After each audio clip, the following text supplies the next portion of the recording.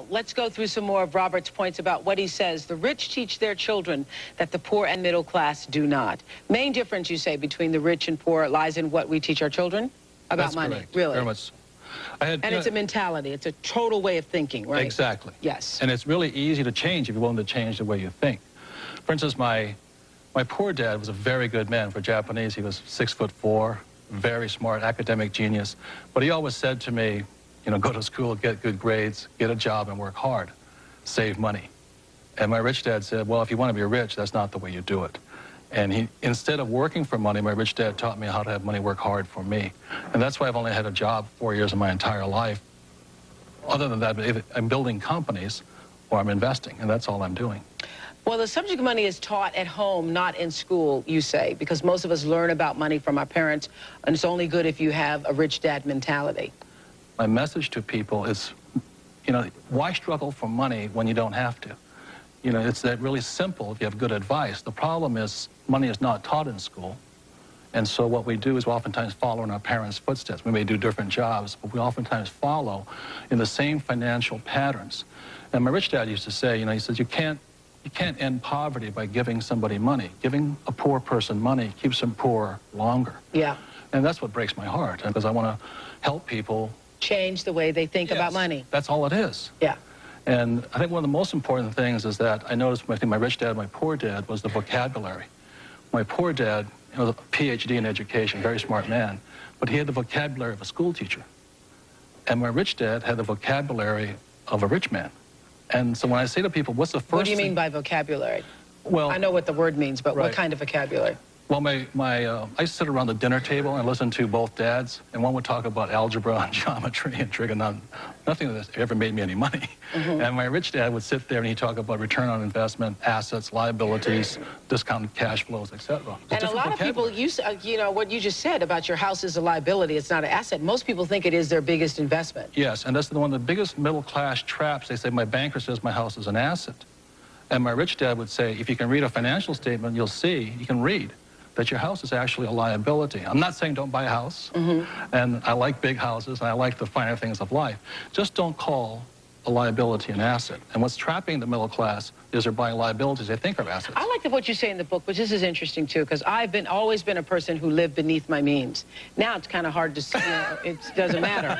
But I've always been a person who, because I just was reading about how the Chevy Chevette was the worst car, one of the worst cars ever made, and I had one of those little tin cans because that was the thing that I could pay cash for and not have to, you know, pay interest and so forth. So I've always believed in living beneath the means until you could really afford to pay for stuff, mainly because I hate bills. Just hate bills. And you say one of the mistakes that middle class and poor people do is they try to look rich. So those are the first people to go buy the furs, the diamonds, the big TVs, and all the stuff, correct? Right. My rich dad called it looking good and going nowhere. Love that. Yeah. My grandmother used to call it not a pot to piss in, but anyway, that's another thing. Kind of the same thing. I'm glad you said that. You heard that too. Okay, they'll edit that somewhere. But anyway, it's the same principle. You have all this stuff. I know when I see people out and they got all the stuff and all the things and but then when they go home, what? They have bills. They have bills. And they worry and their health goes down and, you know, it's not worth it. The thing that I think most people don't realize is that there's only two kinds of money problems, basically. One's not enough money and one's too much money, and they're both problems. And you really you have to know how to handle too much money, as I'm sure you do right now. Otherwise, if you... Watching it all the time. Had a bad week last week. Yeah. But it's a different problem, Yeah, it's a different kind of problem, yeah. So when you have no money, you have to have a plan to eventually have plenty of money. And then when you have plenty of money, you got to shift plans. Yes. And so that's why people who win the lottery all of a sudden get all this plenty of money, and they go broke again. And overwhelmed by it. Right, and they go because they've never understood how money worked. Paul Rogers says he changed from a poor dad to a rich dad and now wakes up every day with a new outlook on life. Here's what Paul's story is.